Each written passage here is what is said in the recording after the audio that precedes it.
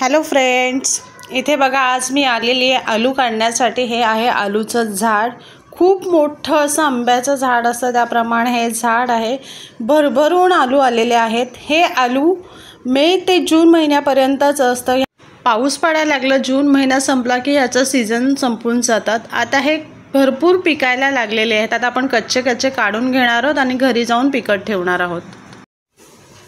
भरपूर आलू आलेले आहेत सगळीकडे। इथे बघा मस्त असे मोठमोठे सगळे तयार होत आलेले आहेत। काही पिकलेले आलू आहेत ते आपण काढून घेणार आहोत। मस्त असे झाडावर पिकलेले आलू गोड लागतात, खायला पण खूप छान टेस्टी आहेत। आता इथे बघा पुढे सुद्धा किती भरलेलं आहे झाड। पूर्ण सगळीकडे आलू असे आलेले आहेत। आता हे आलू आपण जर घरी नेले ना तर एकत्रच एकदा नाही पिकत आहे। आपण जर ती आडी घालून ठेवली ना तर थोडे दिवस अर्धे करून असे पिकतात ते। इथे बघा आपण सगळे आलू घेऊन आलेले आहोत। काही पिक्के आलू आहेत, काही कच्चे आहेत। आता हे आपण आडी घालून ठेवणार आहोत। एक मी बॉक्स घेतलेला आहे, त्याच्यामध्ये पेंडा ते आपण खाली बुडाला ठेवणार आहोत आणि त्याच्यानंतर आपण त्याच्यावरती आलू असे व्यवस्थित लाईनमध्ये लावून ठेवणार आहोत। एक एक करून अशी ती सगळी लाईन आपण व्यवस्थित लावून घ्यायचे आहेत। इथे त्याचे डेट आहेत ना ते वरती करायचे आहेत, पिकाला पटकन सोपं होऊन जातात। असे सगळे आपण लाईनीत लावून घ्यायचे आहेत। इथे बघा मी सगळं लावून घेतले। आता त्याच्यावरती पुन्हा आपल्याला पेंडा ठेवून घ्यायचा आहे, व्यवस्थित कवर करायचं आहे सगळीकडनं चारी बाजूने।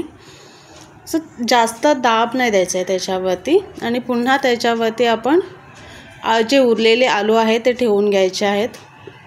डेट पूर्ण तोडून नाही काढायचे, डेट त्याच्या आहेत ते तसे ठेवून द्यायचे म्हणजे ते पिकाला पटकन असं तयार होतात। इथे बघा त्याच्यावरती पुन्हा आपण एक पेंड्याची लेयर लावून घेऊयात, व्यवस्थित लावायची आहे। आणि त्याच्यानंतर आपल्याला काय करायचे, ते बॉक्स आहे ना ते आपण कवर करून घेणार आहोत। त्याच्या वरचं जे झाकण आहे ते ठेवून आपण त्याला कवर करणार आहोत। काही 5 ते 6 दिवसानंतर आपण चेक करणार आहोत। इथे अर्धे आलू जे पिकलेले आहेत ते मी बाहेर काढून घेतलेले आहेत आणि काही कच्चे आहेत ते पुन्हा तसेच पिकण्यासाठी ठेवलेले आहेत।